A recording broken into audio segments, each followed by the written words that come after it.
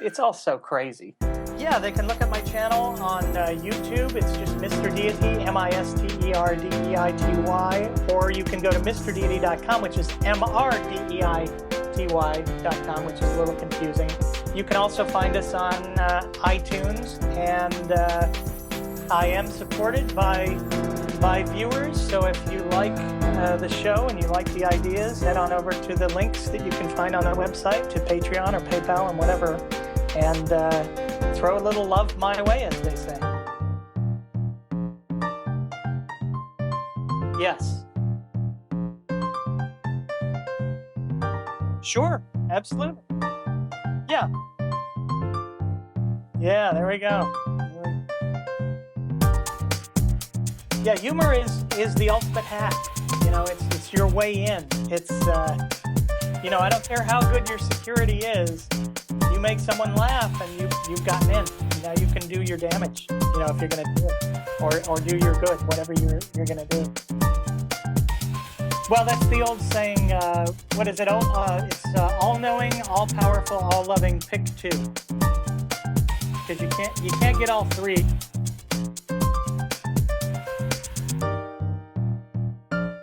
Sure. All right.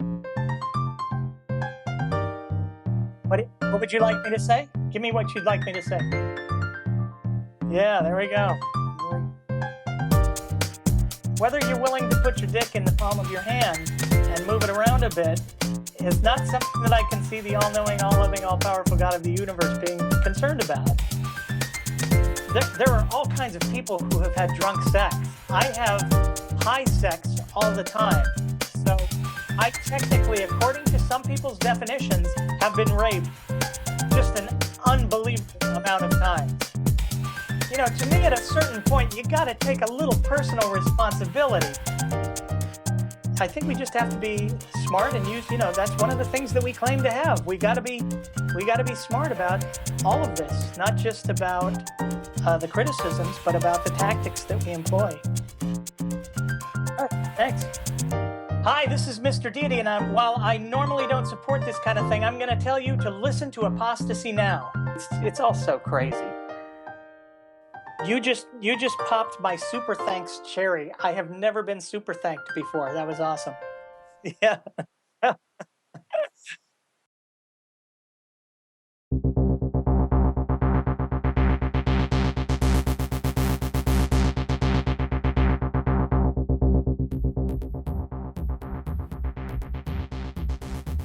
Good day, apostates. Our guest this week is Heather Henderson. Heather is talented in so many ways. She's a singer, she acts, and don't ever underestimate her intellect, as she points out. She is in the No God Band, along with a number of talented people, including Penn Jillette, and along with Emery, who we had on the show before. The two of them co-host Ardent Atheist and Skeptically Yours. We go through a whole lot of conversation, and we were happy to have Terry Sacre, a previous guest, back on the show as a guest co-host, since Smashlock couldn't make it, and it's been way too long since we've had him on here. So Terry, thanks for coming out. Heather, thanks for being here.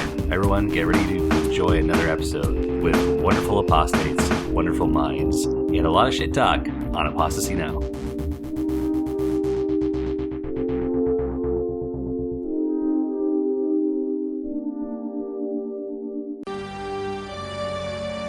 Victory should be naked.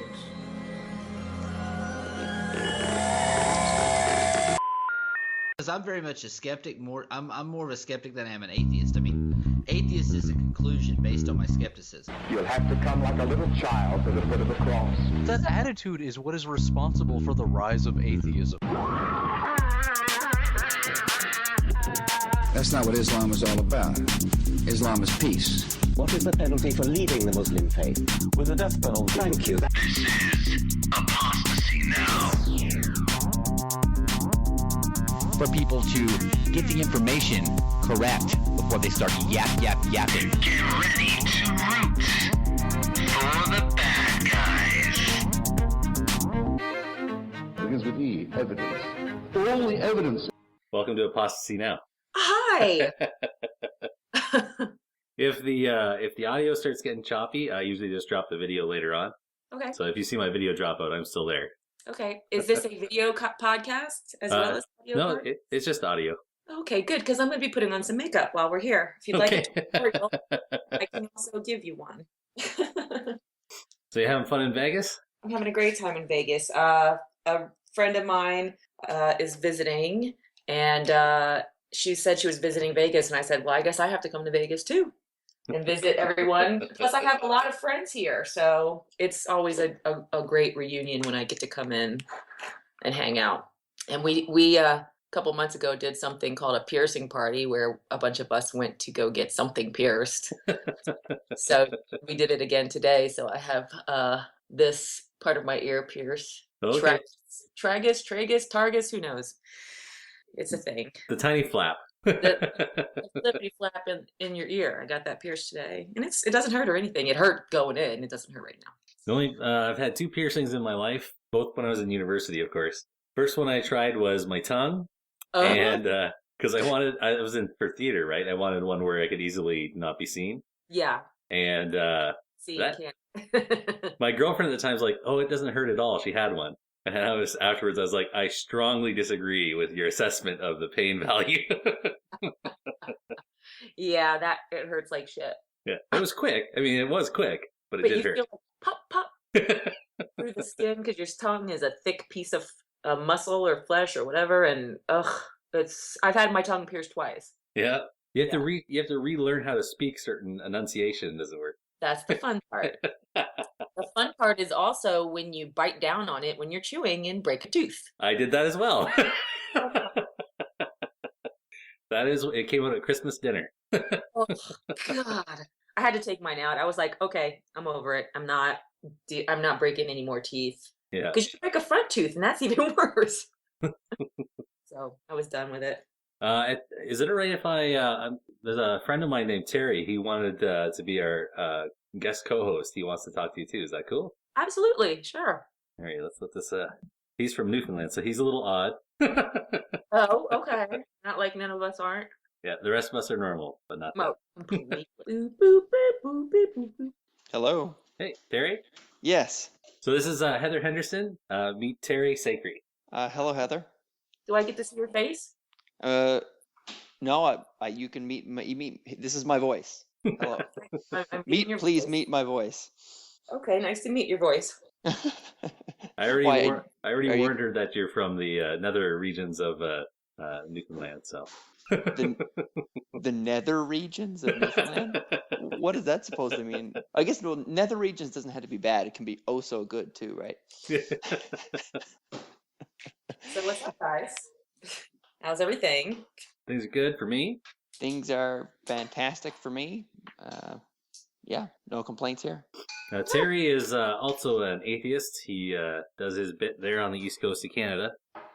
Okay. Yeah, sure. I'm sorry. I should give a little introduction to myself since me and Heather haven't spoke before. So I run a blog that I don't blog on very much anymore on Tumblr, mainly because it's it's like walking a landmine blogging there a lot of the time. Yes.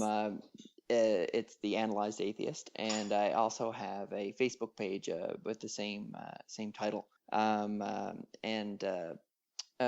yeah, so I'm also a regular on Reapso Radio, but that hasn't been recording a whole lot as of late. That's on hiatus, but that's my basic bio. So I haven't seen you on Reapso because I think I've been on there twice. Sorry, say that again. I've been on Reapso twice, I believe. Yeah, she knows Reap. Okay, yeah. Right on. Well, Reap's been going through a lot of life changes, so the show basically is, like he says, been on hiatus. That's probably why it's been irregular. Yeah. So a lot of the regular listeners probably have. How long were you on? You were on for about a year, Terry, right? Oh, I was on it for like 2-3 years. Oh. Yeah, I've been on there for a while. When was the last time you were on there, Heather? Oh, it's been a year, maybe. Oh, okay, and it's possible that I was on it.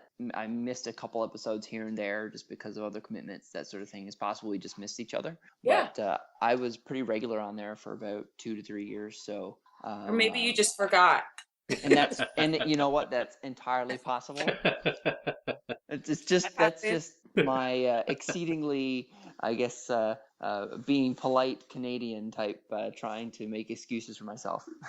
Well, no, I mean, I do two podcasts, and I'll go up to someone, a comedian or something, and say, "Hey, I was wondering if you want to be on my podcast. It's Art and Atheist." Like, I've been on your show before. That's I where meant I meant you could come back. That's what I meant. What did I say? That's what I meant. Come on. that's when you're supposed to say, I was just testing you to see if you'd remember me, right? Right. You passed the test. And yes. Now, please come on the show. So how long has Ardent Atheist and Skeptically Yours been going?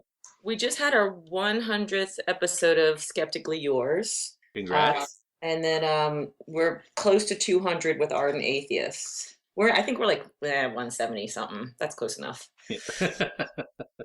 So we do a weekly show, and we do it mostly every week. We take some weeks off, and then when we go to TAM or a major convention, we'll do a bunch while we're there to try to just get as many cool people on as we can. Yeah.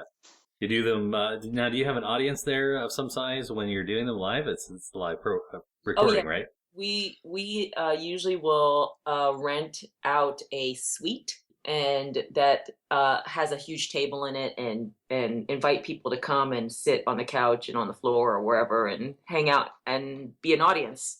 And it's funny because people, I guess, aren't used to watching podcasts, so everyone's afraid to make noise. Yeah. So like, if there's something funny, laugh. You're allowed to applaud. You can even shout out something. We'll ask you, what did you say? Because it's an interactive show in that way. So, but people come and they watch and they hang out when they know that someone on the panel is going to be somebody they're interested in. It's pretty neat. Well, one of the other things that might be a little different is that a lot of podcasters are not really in performance of any kind. Whereas you're a singer. I think you've done a number of, do you still act, or is it mostly singing? I'm not actively auditioning or anything like that, but I do stuff that people ask me to do. So if they need a girl with a mohawk, I'm your girl, that kind of thing. But I haven't really done much lately. And you guys have all kinds of performers that swirl around your circle as well. And that's a little bit different than a lot of podcasters are kind of just like nerds that are like, hey, let's get a couple of microphones and nerd out. Well, the idea for us was to have comedians as guests, because that way the show will be fast paced and fun and funny. And it's worked for us really well so far. I listened to both shows. I've tried. The time slots are a little difficult for me, but I have caught a little bit of your live broadcasts. People can check that out. Yeah. Yeah. I'm like, what day do we do our podcast? We do a podcast on a Monday, and on Wednesdays, LA time, 7:30 p.m. To 9. And then if you're listening live, you can go on our website, listen live, and chat in a chat room and see us on video. And we do the premium portion there too. If you don't listen live, you have to pay $10 a year for the premium. Yeah. Now, what's it? Okay, just give us an idea for people who've only heard the audio. What's it like when you guys? What's the layout when you're sitting there in your regular recording? Well, we are very fortunate to have our studio in our apartment. So we don't have a living room. A dining room. We have a studio area. So we've got a table and 5 microphones set up, and chairs and 4 cameras, 3 or 4 cameras set up. We have a guy who runs our audio and camera switching. Actually, he runs the camera switching, and we runs the audio, and we have guests sitting around us who hang out with us beforehand for a little while, and then pull up to the table, and it's pretty funny because it's neat to see the faces that go with the voices. Yeah. It must be really cool to just do that so dynamically. It must make it more rewarding in some ways to kind of keep it going and have a bit more of a stamina with going all the time. Would you think that's true? It's definitely better than just sitting alone in your apartment. Time to record the podcast. Well, it's funny because unfortunately, I haven't listened to either the podcast a whole lot, but before I came on tonight, I did go on to your website, and I saw, as Mr. Dragonbeard mentioned, that you're multi-talented, and I was like, why is she doing this podcast? Not that it's not great. I'm sure it's great, but it seems that you could, you probably could have a very lucrative, career and a wide variety of performing arts. So Do you seek fame, Heather? Yeah. I love fame. You know what though? I was a stage kid. My mom was a stage mom. I've been on stage since I was 7 years old, and I was pretty much forced to do, what they wanted me to do, and I did it. I've been on hundreds of auditions, and I used to travel from New Jersey, South Jersey to New York 2 or 3 times a week to audition for stuff in New York. I've done a ton of small shit and a couple of big things, and I got really, really burnt out when I got older, because even after my mom died when I was 23, I still kept trying to do it for her, become a famous person, and it was just not working. I ran into burlesque and debauchery. I ran into the fetish world, and I was like, oh, this is cool, I started just having fun, because my whole entire childhood life was just me being a good girl, going to the auditions, and my father was a musician, so I would sing with him and go tour around with him, and so I got so burnt out, because you'll have 100 rejections before you get one, acceptance, and it just started to really, really hit me hard. So I just decided to stop doing that stuff. So now I'll do theater stuff, and then if someone asks me to do it, I'd be glad to be a part of your thing.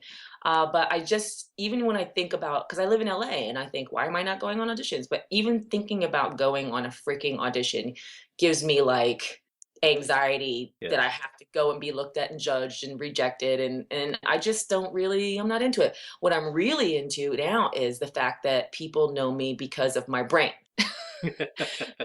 that is what trips me out the most. This is why I do the podcast. This is why I hang out with these cool, actors and people who are in the skeptic and atheist community, because I would rather be famous for being an intellectual than being, just an actress, or I don't want to say just an actress or a singer, because I did that most of my life, but you don't get as much respect, and I don't think you get as many feel-good feelings as you do for being respected for your brain. So people are not going to see the rejection you're talking about and the hardships. They just see your success when it's before them. Right.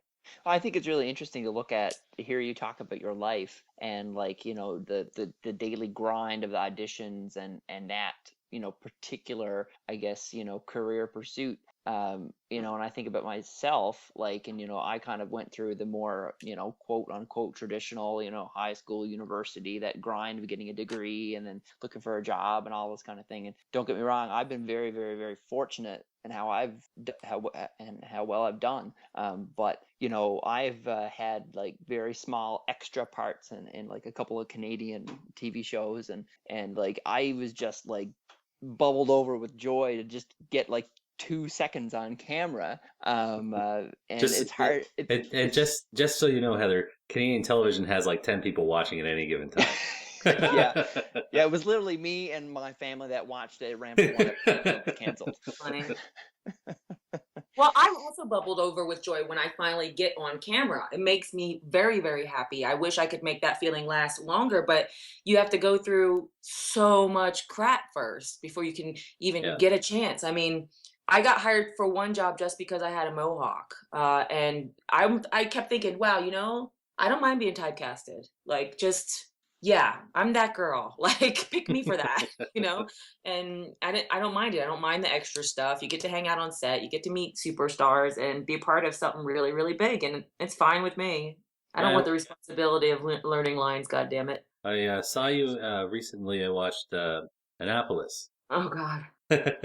You don't have a whole lot of time on the screen, but you are there. I saw you. You have some speaking lines. And I was considered a principal. I had a chair and a trailer and everything. Awesome.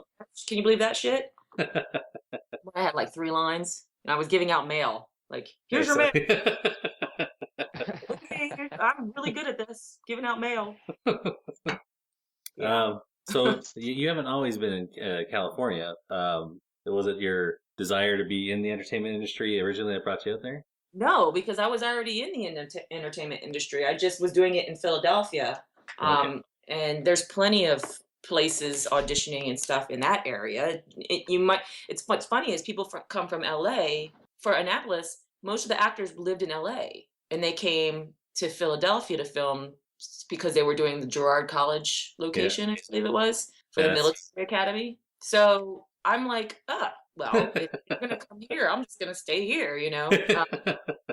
We in Canada, we have that same experience all the time. We have well-known American actors, entire productions coming up here where almost everyone's American, and they're filming in Canadian territories, and it's just a little weird. It's like, oh, yeah, y'all moved up here for this. I'm not moving to LA if they're just gonna come to you anyway. I remember when I was younger, the first time I really thought about how big a deal it is for actors that come into Canada or move that far for their show. The guy that played Skinner on X-Files married a Canadian woman while he was up in BC filming. So half his family is Canadian as a result of his work. That's cool. Yeah. But I came to LA because I cannot stand the cold, and I suffer from seasonal depression. So I spent my last cold year in Philadelphia. I'd moved there, and I said to myself, I'm never coming back here. Like, I can't deal with one more winter, or I might just off myself because it's that bad. It is that bad. It's that bad. So I just decided I'm moving. I'm moving where it's warm. I'm going to LA, and that's just that.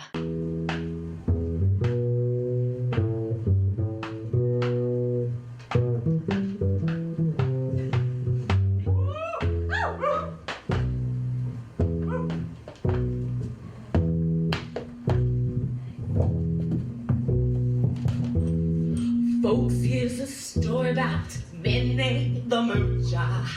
She was a red-hot hoochie coocher. She was the roughest, toughest, frail, but Minnie had a heart as big as a whale. Hidey, hidey, hidey, hidey. Hidey, hidey, hidey, hidey. Woody, woody, woody, oh. Woody, woody, oh. Heeda, heeda, heeda, heeda. Heeda, heeda, heeda. Whoa. Whoa.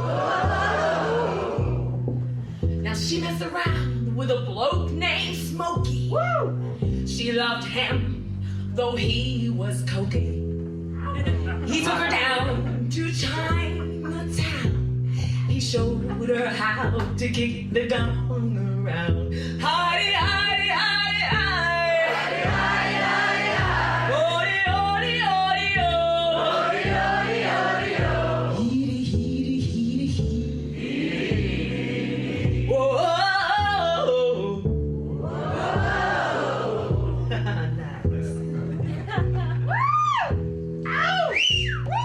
Wow, it's so crazy to because Reap also on Reap like he talks about how he can't imagine living in a cold climate, and I just think about waking up last winter here where I'm living. You've got we got almost 3 meters, which is like 9 feet, 10 feet of snow over the winter, and so in my driveway it's literally up over my head on either side of my car. No, not me. You. I won't do that. I won't. I will visit, then I will kill someone and leave. Probably. So. Well, unless like many Americans, you come up just to go skiing. Right. Yeah. I just okay. I'm just saying. So, being known for your intellect now, how are things? What kind of conversations have you been getting into lately about atheism, skepticism? Because I know you guys, you and Emery both, do activism for skepticism. As far as I've seen you handing out pamphlets, getting people to ask questions before they go in to see psychics and things like this. Yeah, I had belonged to some larger skeptic groups, and I didn't care for how things were being run in regard to getting stuff done. Yeah. Things taking too long, maybe too many people in the group can't make a decision, that kind of thing, and then it just ideas flounder. So me and a couple of friends formed our own little skeptic group called Investigation Network, and we decided we wanted to take action. So we were like, what do we want to do? What do we really, really hate about, the things that that happen in the world as far as like woo and fraud and things like that. And we were all agreed that psychics were number one for a bunch of us. So we got a plan together, and we went after really big famous psychics. Whenever they would come to the LA area, we would just go and protest. And it's funny because some would come out and be very angry with us, and then on the other hand, there'd be those that would be like, "Why don't you come in and watch the show?" And we would get invited back and stuff like that. So it became really interesting. I have taken a bit of a respite from our group just because I've been so ridiculously busy trying to get people to pay attention to the United Church of Bacon, trying to raise money to keep the slammer going and turn it into the world's largest skeptic and atheist community center. So I've been really busy working on that project. I haven't really had time to get with the skeptic group, but it's still going. People are still meeting, people are still planning. There's a skeptic camp planned for next year, which is an all-day kind of lecture series from local people, and it's still going strong. And but I'm just really stupid busy trying to get people to give us money for the slammer. Yeah, well, that's one thing I've noticed about you is you always seem to have things that you can post about. You're always actively doing something. I'm trying. I'm trying to get shit done. I don't know how well I'm doing. But at least I'm a promoting bitch. I can promote the shit out of something. And that's why I've been hired to help. The Church of Bacon's come up a couple of times on your show, a few episodes. We're an official part of the Church of Bacon. We are like us in Penn Sunday School, we are like the church. We're the preachers. Yep. So that's how they promote us. You guys are clergy. We are clergy. I have a certificate.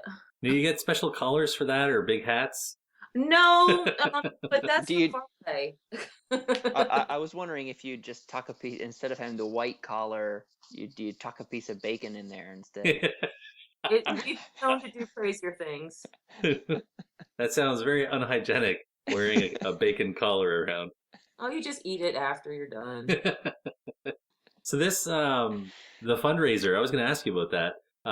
This is a facility that's going to be used for many different things, right? Where is it located, and it's in Las Vegas, Nevada, and it's at Penn's old home, the Slammer. I'm sure you can look it up and look the address up. It's very visible. I'll put a link on the show notes. Awesome. I'll send you a link to the Indiegogo unless you already have it. I think you posted it. But you can send it to me again. Okay. We have some awesome perks. We have a phone call from God. God strangely sounds like Emery, but you get Emery on his knees praying for $10, and for me it costs $15, and I'll get on my knees and pray for you. There is going to be holy water from the Penn Gillette's hot tub, which has the Jill Jet in it. If you don't know what a Jill Jet is, look that up. And you get some holy water for a fee. You can also buy a brick in the Vatican wall that says anything you want. It's a free speech brick. So there's a couple of different sizes, and depending on your donation, you can buy one, and you can have it say absolutely anything you want. Awesome. It could even say "fuck you, bacon." You're stupid. It could say anything. We don't care. So there's a lot of neat little perks there. And the best perk is that we'll have this place to hold meetings and shows and concerts and movie screenings, and bands can play there. There's a one-lap swimming pool. There's a hot tub. There's a sauna. There's a gym. There's, beautiful artwork in there. Penn's going to leave all his band equipment there so people can use it. The Penn Sunday School podcast will still be broadcasting there live every Sunday. It's just going to be a great place to hang out and actually have meetings and get shit done. Sounds awesome. Yep, it's going to be. We just need to get people's attention because, when we're promoting to our friends, we're preaching to the choir pretty much. You think that everyone would jump on board, but it's wild. Like the biggest problem we've had is people are like, well, why doesn't Penn just give it to you? And I'm like, well, he is kind of giving it to us. Yeah. He's letting us use it. We're going to pay rent. We need to come up with the money because there's parts of the place that need to be fixed up. We need to build a gravel parking lot or a cement parking lot. We need to make sure that handicap people can get in, disabled people can get in. Yep. We need to make sure that, it's up to par so that, we won't have any problems with licensing and things. We need to fix the place up so people can come in and see it and be safe. So yeah, he is giving it to us. He could just sell it and mow the whole thing down and let them put up cookie cutter houses. But no, he's like, I want this. I want you guys to be able to do this. And he's going to be hanging around too. So it'll be a chance to possibly meet the big guy. So this is going to be a lot of atheists there. Are they going to have doors big enough for all the egos to fit through? No. What's funny is Pendulum is a very large man. And most of the doors are large. Okay. So I've seen he's lost quite a bit of weight recently. He has lost a ton of weight. Yeah. And just so you guys know, he's very healthy. I heard him talking about it somewhere. And he had said that it wasn't because he wanted to lose weight per se. He had other health reasons, and it was the good side effect. Yeah. He's got great doctors, and they were like, I guess, you got to do something, and he did something, and it's worked out really, really well for him. Yeah. And I'm very happy for him. He looks extremely happy. Well, I'll definitely post that link, and I'll share it on the places that I circulate. Yeah. Awesome. Thank you.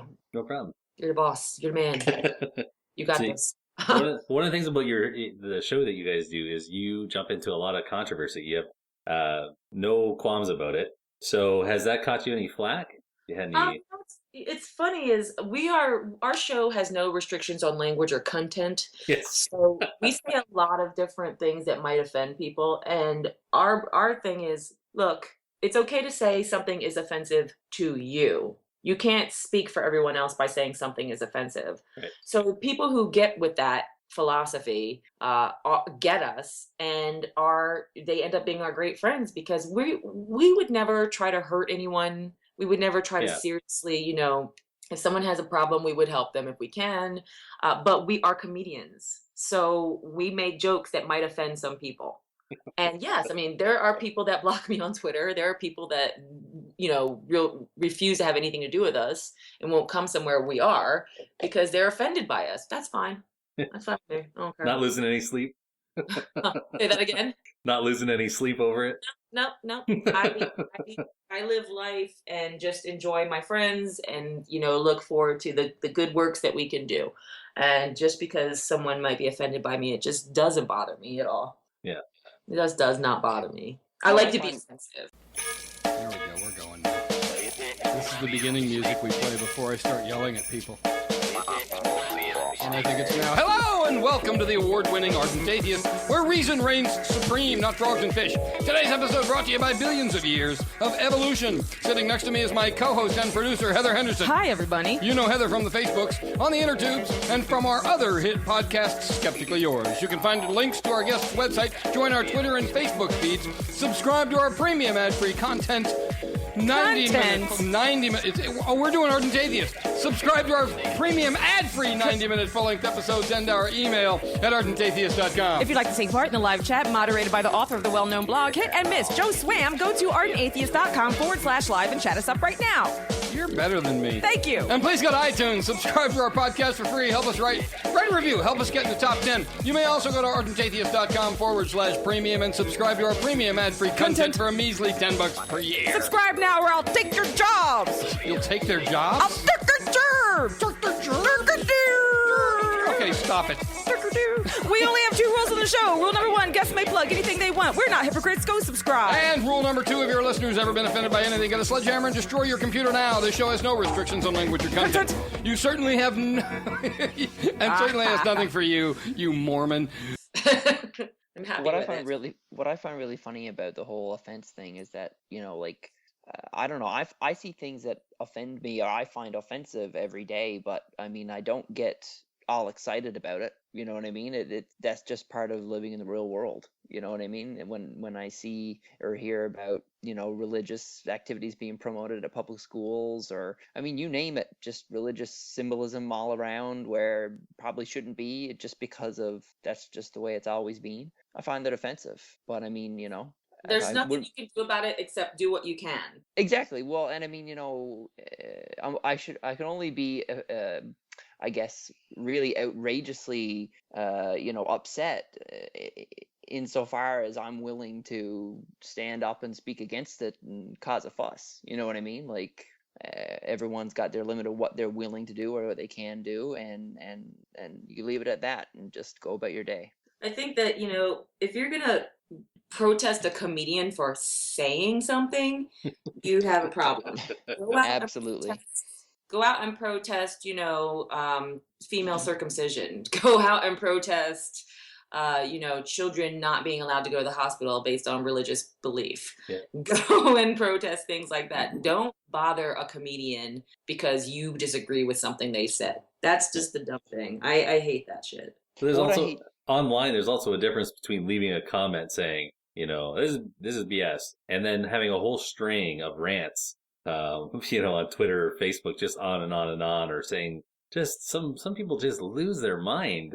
Well, because it's, you're anonymous when you're online. No one has to know who you are, where you're from, what your deal is, and you can say absolutely anything you want, and you can say it without fear of consequence for most people, and it hurts people's feelings, and it's no consequence of yours because you don't know them and you're not there. And I kind of get angry when I'm offended when people tear celebrities apart. Okay, yeah. I mean, in public rants and stuff like that, because they're still people, I mean, if you don't like an idea, that's fine, but don't, tear apart looks, tear apart, yeah. They're fat, or their face looks like a frog. Don't say stuff like that. Just, if you don't agree with something they say, that's one thing, but that always makes it easy when differences of opinion or like you say about issues turns into, especially on Twitter, again, it's images that really turn people's appearance. They highlight everything they don't like, turn it into a caricature. Well, more than a caricature, it's like taking a big fat crap on something about the person's physical appearance because you don't like something that they stand for. Yeah. I don't dig that. I don't like that at all. And a lot of times, I use my Facebook profile to just really promote stuff that I'm for. I don't use it to tear anybody down. And I don't, I have videos on YouTube as well. And I've looked at some of the comments and I laugh because, there's nothing they can do to hurt me on YouTube, but it's still kind of like sad when someone calls me a dyke or a boy, or, and I think I laugh more than anything else, but still, like, I don't get the worst of it. I have seen people get some shitty, messed up comments that have really been hurtful, and I feel bad. But it's the way the internet is. It's the way of the West. It's just, they can do whatever they want. Do you think that there's a correlation between, like, how much your livelihood or how much of your time is spent in that arena, that online arena? So, like, you kind of identify with it, that, like, there's a correlation, between how much time you spend at that and then how affected you'll be by online comments and, like, that backlash? Maybe. I mean, for me, it'd be like if the least time that you spend on there, if someone gives you a backlash, that comment that's really horrible, it might affect you more than if you're always online and you're used to getting shitty comments from people. I think maybe a bigger difference would be like when Joss Whedon he left Twitter. He said it wasn't because of the negative backlash he was getting online because of the movie that he made, but a difference would be someone like Howard Stern and someone like him. They each put out material, but Howard Stern is someone who looks for the stirring up shit sort of thing. He kind of anticipates it. Whereas Joss, he put out a movie, and then people were telling him to go and die and stuff. That's tough. It's tough, and I don't tend to look at on Twitter. I get a few negative responses, but I just don't post personal things about myself, and I post things that promote other people. I kind of have seen how people have gotten hurt, so I stay away from posting too much personal information. Although if you're on my Facebook, you know my life because I post shit of every moment of the day that I'm doing. And it's kind of about having other people participating in things, and also kind of knowing that the people on my personal Facebook page are kind of family-like. So everyone's excited to see each other doing well. I don't really have any friends on my page, although my page is public. Anyone can go on there and make a comment or like or dislike or whatever. But I've come to a point where I kind of know what I can post and get away with, and what I can't, where I stay away from politics. That's the biggest thing. Don't post anything about politics, because people will shit on you no matter what you do. Feminism, politics, what else? Fat pictures. Like, no, just or else you're gonna have a shitstorm on your Facebook page, and that's the end of it. And I am one of those people who do not like fat shaming. I don't like it. Tearing people down for their appearance being fat. It makes me angry. I get physically angry, and for my own sanity, I don't put anything about weight loss. I don't put anything about, look at this chick. She's heavy, but she's got the muscle. I don't, none of that shit. Stay away from it. They'll just tear you down for it, and I'm like, eh. Well, I was only in the last few years have I gotten to be overweight because I'm a truck driver. I'm not like balloon big, but I'm now overweight for the first time. Because you're sedentary. You sit down. I mean, yes. But I remember when I was younger, I had an aunt who once said, in the circles we were in, that you at least get pushback if you made fun of people's appearance or their natural sort of characteristics in most ways, but being fat was an open game. Oh. Yeah, that was her perspective on it, and I hadn't really thought about it when I was young, but that made an impact on me. That when I hear people attack someone else for their ideas versus their appearance, weight is often one that comes in right away. And that's true. And another thing is, like, if you're going to have a debate on my page, which I'm all for, the moment you call someone a name, it's over. Like, you've lost. Yep. If you've lost your temper to the point where you're calling me an asshole without being able to state your opinion on what's going on, if you have to curse at me and call me a name in order to get your point across, you've lost. Yep. You've already lost the debate, because I won't deal with you anymore. I'm like, oh, we're done. Also, if you mention Hitler, that's when you've lost. You're like Hitler. Okay, well, you have a good day. And Hitler, I'm just saying. I love me some Hitler. I think Hitler's hilarious, actually. The memes, the clothing, the mustache, it's all funny. The shit wasn't funny that he did, but still, I can make fun of him. Yep. I can make fun of anything, pretty much. Yeah, the use of humor. Well, that's another thing that you guys, I'm sure you've had many conversations about with people, is that one of the things that when I spoke to Emery, I said that your show had a huge impact on me about was, at first I almost stopped listening to your show when I first came across it, Art and Atheist. Uh-huh. But I stuck it out. What was hard for me was that you guys would use words like nigger on there, and you'd be laughing and joking. The Igor word? What's that? The Igor word? Yes. And it was, that's a word that bothers me a lot, even now. But what listening to the show allowed me to do, and that's just one example. You said it. You just said it. I didn't say it. I got better at being able to thicken my skin a little bit and understand the context of how people use the language, rather than just responding straight out to the word. And we use it in a humorous way, and we don't call other people niggers. But saying the word is taboo. Yep. So we say it.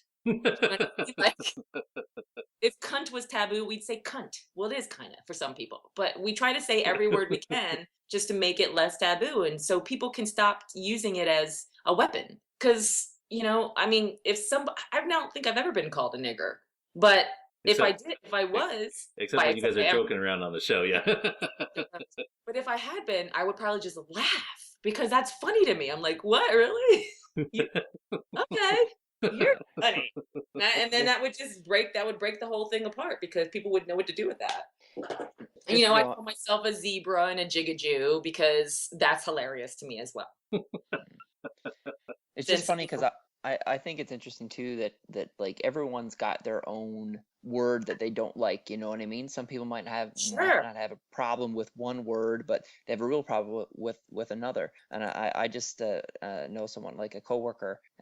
He's kind of one of the good old boys type stuff, and he often still uses words like fag and all this kind of stuff. I that's one of the ones for me, and part of the reason because it hits close to home, because I have a member of my immediate family is gay. So like it really, I mean, it's not like it triggers me or anything. It just kind of like I just kind of get irritated because it's kind of this. You have a defensive response. Yeah, it just kind of, and I've learned too, like he loved to get me going too, so like sometimes he'll do it just purposefully just to kind of piss me off. So I've learned to kind of roll with it and everything, and he's been pretty much stopped doing it now, which is great. But I remember when I started working where I am working now, he was like he would say it, and I would kind of just give him a hard time saying, you really shouldn't say that. And then I remember we were having a discussion, and one day, and his kids have red hair, and they were getting bullied and getting called gingers at school. I love that name. I love the word ginger. And he was. It's Tim Minchin's fault.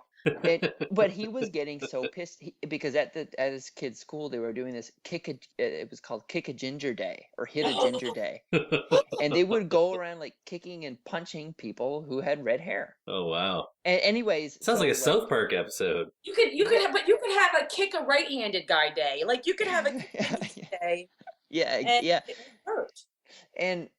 But I mean, he was really upset about this, right? And I remember me and him were talking one day, and he said fag, and I was like, I gave him a hard time, right? And I said, but the other day I said the word ginger, and you started to get upset.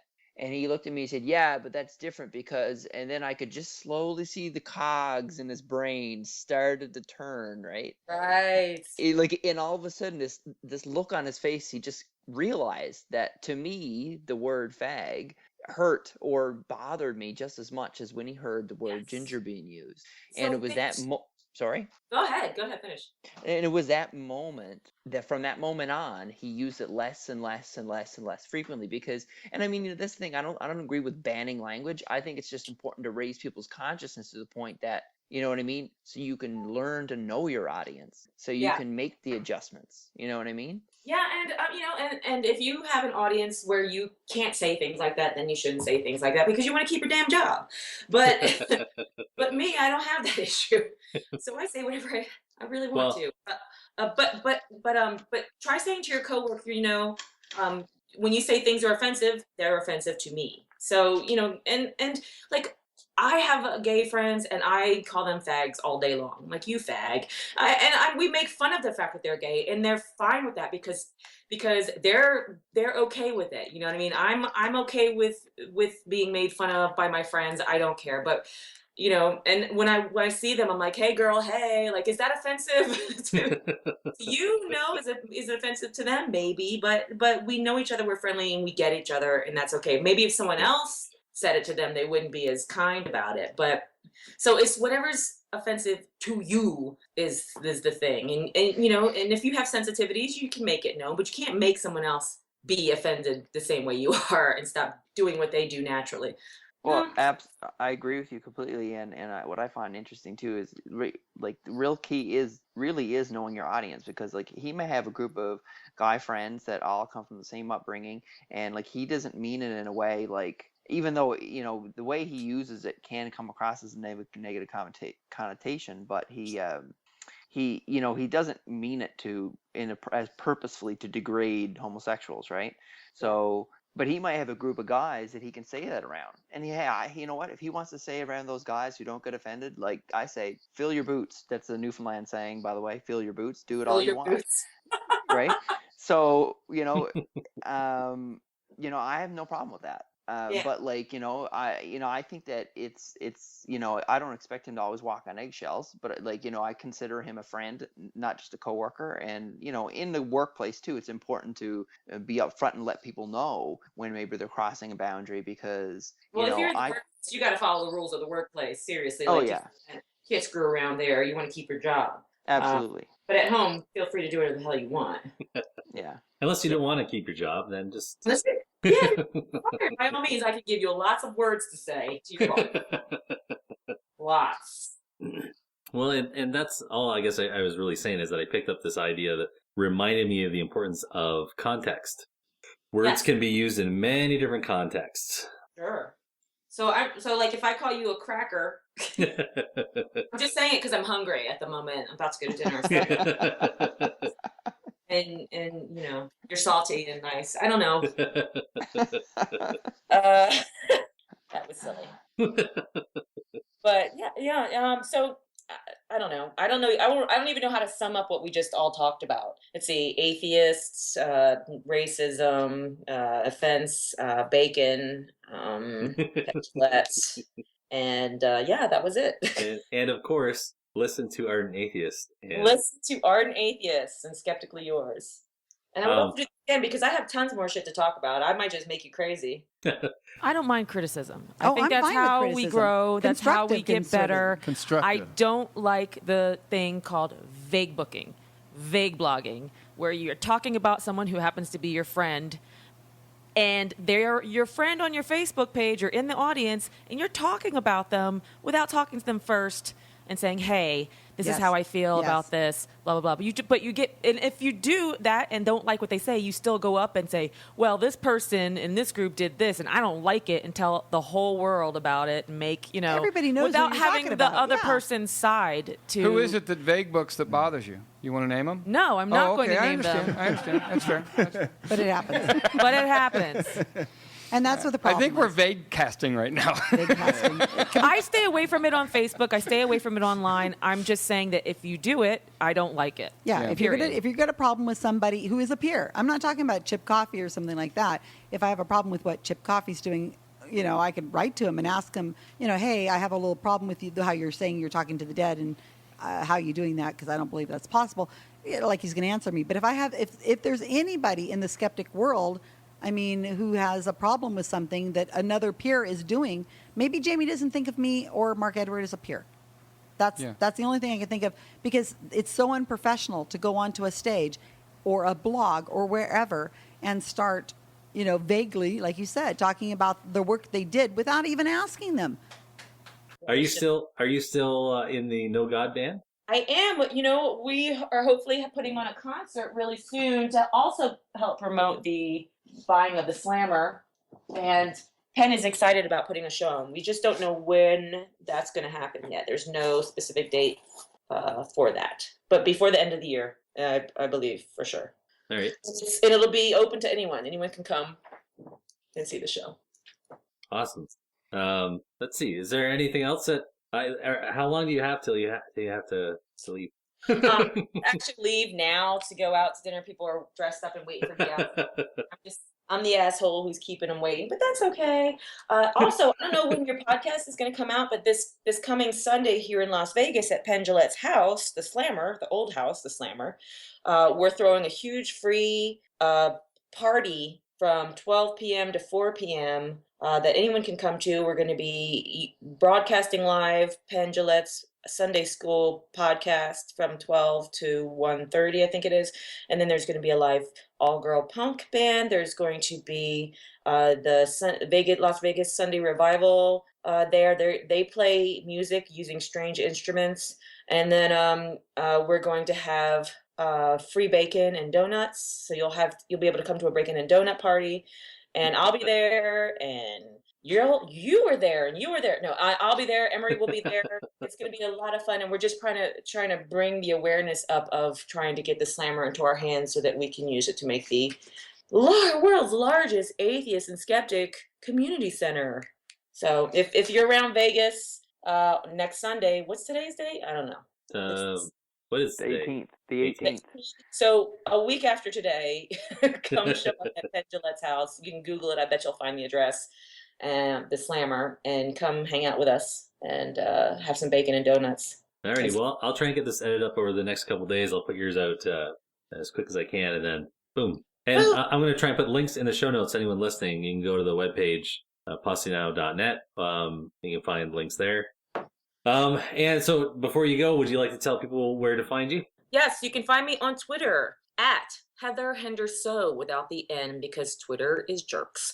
And you can find me on Ardent Atheists at Twitter.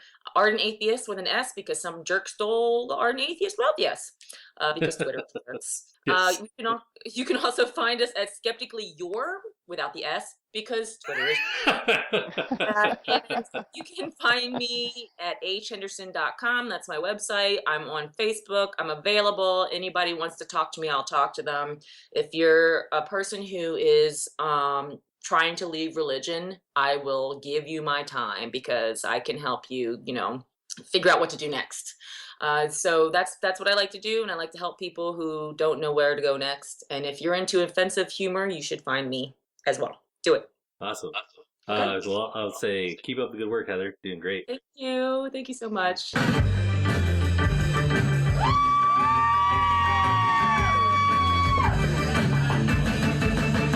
If you leave me, I'll go crazy. If you leave me, I'll go crazy.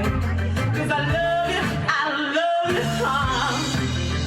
love you too much. If you quit me, I'll go crazy. If you forget me, I'll go crazy. 'Cause I love you, love you too much. You gotta live for yourself and nobody else. You gotta live for yourself and nobody else. If you leave me, I'll go crazy. Wow, if you leave me, I'll go crazy. 'Cause I love you, love you too much. Yeah, you gotta live for yourself and nobody else. You gotta live for yourself and nobody else. Crazy. If you leave me, I'm crazy. 'Cause I love you, love you too much.